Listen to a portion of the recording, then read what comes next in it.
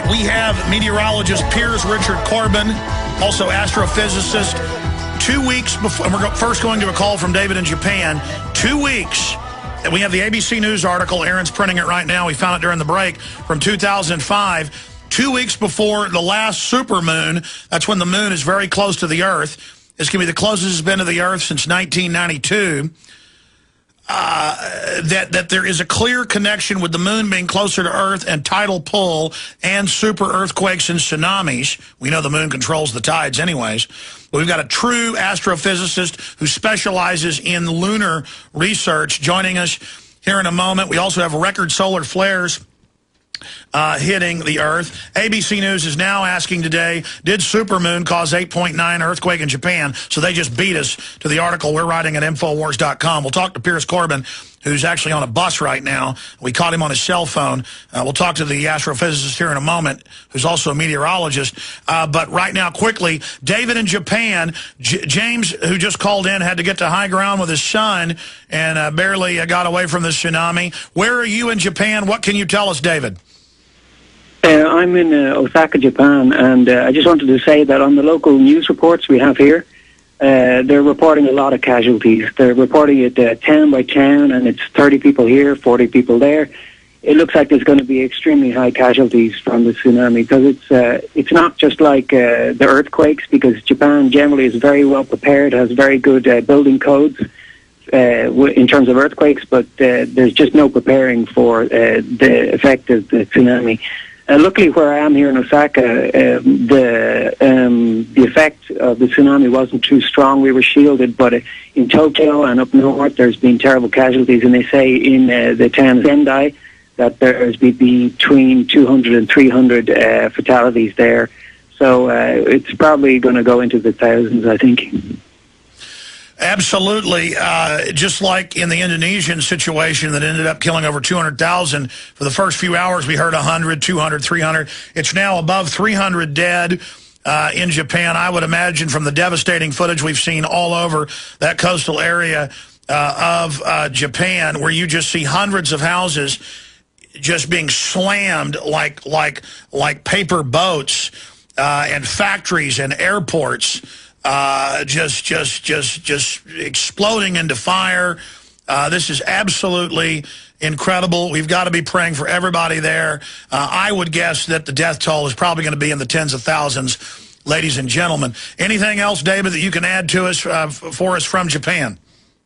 Yeah, in relation to the nuclear reactor, that was what I wanted to ring you about. The first reports that came out, they said that they had there was an explosion in the coolant system and they weren't able to control number one reactor. Actually, that area where in Fukushima, where the nuclear reactor is, there's 6 nuclear reactors on the site. And they said they were able to shut down number 4 to 6. Number 2, the coolant system turned on properly. But number 1, they were not able to turn on the coolant system. And they made a report about that. And then afterwards, they denied it. And now we're not sure what the situation is. Well, I've got the latest on that. Again, ABC News, Reuters as well.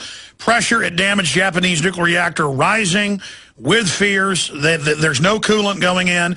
I mean, this is very serious. Earthquake damage Japanese nuclear reactor plant northeast of Tokyo has stoked fears of radioactive fallout unless the reactor core can be cooled, and renewed concern about the security of other nuclear facilities in the tsunami's path. If it blows, it could actually cause the other reactors to blow. And as you said, there's 6 there. This is a gigantic facility. Japan, of course, gets most of its power, like France, from the nukes. And this is the problem with nukes, folks. I love technology, but, you know, if I could have a coal-powered plant that just puts out carbon dioxide and water vapor, I'd rather have it than a nuke. And Texas has got a bunch of nukes in it. Well, thank you so much, David. Anything else you'd like to add? No, thanks, Alex. We're listening here in Japan, and you're having a big impact, so keep up the good work. Thanks a lot. Well, thank you, sir. Folks, we need to pray right now that they get the coolant into that thing. This is going to affect us, too. If it melts down and explodes, it's going to eject incredibly radioactive isotopes right into the jet stream, and they're going to orbit the Earth for the next 4 billion years or so. And Chernobyl devastated, thousands of square miles in its path. This is devastating, ladies and gentlemen. Any way you slice it, and go to our guest who joins us from the roads there in England. He's on the road. Piers Corbin, meteorologist, astrophysicist, consultant, and owner of Weather Action. And he's hailed by CNN, Fox, BBC as the only guy who can predict with over 90% accuracy, some say 86% accuracy, a year out what's going to happen. They got 55 operating to supply power and a bunch of other research facilities. 52 light water, 55 overall. Mr. Corbin, again, what is your accuracy a year out? I forget the exact number. And give us your view on ABC and others saying that did supermoon cause 8.9 earthquake in Japan? What is a supermoon, sir? Right. Well, our accuracy rate is 85% for extreme events forecasted many months ahead, and that's based on a combination of solar and lunar effects. A supermoon is when the moon is closest to the Earth and there's also it's so full on new. But basically, that situation gives you the strongest tidal effect. Now, the idea that the supermoon helps trigger earthquakes is absolutely correct. We agree with that, and we know there is a lunar signal in earthquake data. But we also know that to actually trigger an earthquake, it seems very helpful, you might say, if there is also major activity on the sun just preceding the moment where there will be some lunar effects in terms of tides. And by the way, Doctor... There was a big solar flare yesterday. I'm sorry, I interrupted you. It hit yesterday. The effect of it hit yesterday. Sir, I interrupted you because there was a little bit of time delay. Repeat that. You're saying if there's lunar and solar together, that there's evidence, and that That's right. We did have both yesterday. Please repeat it in detail. Yes, what you need to get a big earthquake is a combination of a lunar and solar effects. You need big events on the sun, and then those events affect the solar wind, and you need the solar wind coronal mass ejections to be directed to Earth. And yesterday, Earth was hit by a coronal mass ejection. And at the same time, it helps if you've also got extra lunar tidal effects on the Earth crust. And that's what we've got right now, so or near that. So that gives us what we're seeing. Well, sir, as a leading meteorologist and astrophysicist who specializes in lunar and solar study, there's a big debate raging right now with Discover Magazine. ABC says, did supermoon cause 8.9? They're reporting this is the biggest supermoon since 1992. Is that correct from your research? And I mean, and some people... Yeah, well, it probably is correct, but you actually get quite a lot of lunar effects. I mean, the moon is closest to the Earth once every month. So you've then got to have other things for the moon as well, as I said, a new moon or a full moon.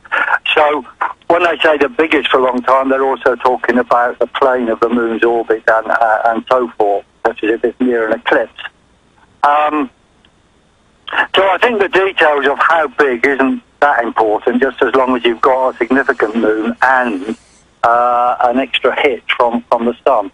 Because the earthquakes are things which are waiting to happen all the time, and it needs a trigger. And if there's triggers above a certain level, then they will come, and the combination of lunar and solar effects will give them. So the two magnify each other? That's right. Definitely. How does a solar coronal ejection, several, as you said, in the last week hitting, a big one hitting yesterday, how does the lunar radiation and winds affect the tectonic activities? Right. Well, we don't understand the details of how it all works, but we do know that when you get a coronal mass ejection hitting Earth, that there is a lot of geomagnetic activity. That is, the magnetic field of the Earth goes a bit wild. Now, that is connected to the Earth deep down. So, changes in that does involve forces, and that could encourage or tip the balance, which allows the tectonic plate to move that little bit that it is trying to go anyway. So all we know is that throughout history, there have been, even the ancients obviously knew this, they didn't know why, that the moon and the sun do tend to affect volcanoes and things like that. I mean, obviously, I mean, if the moon itself is what creates the tides coming in and out, then certainly the sun is going to have an effect. But the UN said about a year and a half ago at the Copenhagen summit, they said the sun has no effect on climate. Well, they would. The trouble is the whole of science is being corrupted by these CO2 nonsense. But before wasting any more time on that, I would just like to say a very interesting thing about the solar effect is that the biggest storms and the biggest earthquakes tend to come, curiously, when the solar activity on average is low, that is in solar minima, especially the odd to even minima, like we're now moving into or in cycle 24, moved out of cycle 23. They happen in those periods when there is also, so that's kind of quiet, and then you've got extra big events within that time, and those are the events which seem to trigger earthquakes more. But when you've got more solar activity, you seem to get a lot of littler, smaller earthquakes, rather than single big ones, which seem to happen around the solar minima, especially the odd to even minima, which is all quite interesting and kind of understandable when you think about, you know, shaking of rocks or shaking sugar out of a jar and so on, you know. It'll stick and then come out in lumps, and except when you have lots of little wobbles, then it doesn't come out in lumps. Well, so sir, you know, that type of analogy helps us understand it anyway. Yes, sir. We're talking to meteorologist and astrophysicist Piers Richard Corbin. You can check out his very important website at weatheraction.com. But, sir, I specifically brought up the UN because, as you know, with the earthquake in Haiti and some of the other earthquakes, Al Gore and others have come out, the UN has come out, and they have said that the earthquake is caused by global warming, when, from my research, but correct me if I'm wrong, there's really no evidence connecting CO2 in the a slow average to any type of big event. But we do have direct connections to solar and lunar events. So they're telling us the sun has no effect, so they can blame it all on humans and taxes. Well, that's right. They are mad, they are fools, they are charlatans, they are liars. And if you want to know more, hop on our website where we put up a thing at weatheraction.com on this very point, and it's labelled under comments from me, the most recent comment from me on weatheraction.com. Absolutely. In closing, sir, and obviously you go over the science, you go over the math, 85% accuracy in your catastrophic predictions. I've seen the press report above 90 in some of the closer in predictions, not just a year out. The proof is in the pudding.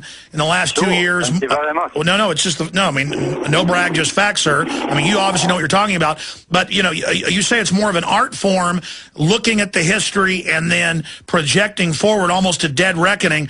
Dead reckoning with the big record solar flare, the huge moon, the super moon. What does your gut tell you? I mean, does your gut tell you, doctor, that this was probably triggered or pushed over the edge by the super moon and the coronal mass ejection? Yes, we would say that. We say this thing was caused by events on the sun, or rather a solar-lunar combination. And I put out a tweet to that effect with the link, and my tweet address is Piers_Corbin, spelled Corbyn. So if anyone goes on there, they can get all the links straight away. Well, sir, we'll follow you. Hopefully you'll follow us at twitter.com/RealAlexJones. We're just now getting on the Twitter bandwagon to reach folks because it's so effective. Well, sir, we'll talk to you again in the very near future. Anything else that you'd like to add? No, that's fine. It's superb to come on your show. Good to have you, Doctor.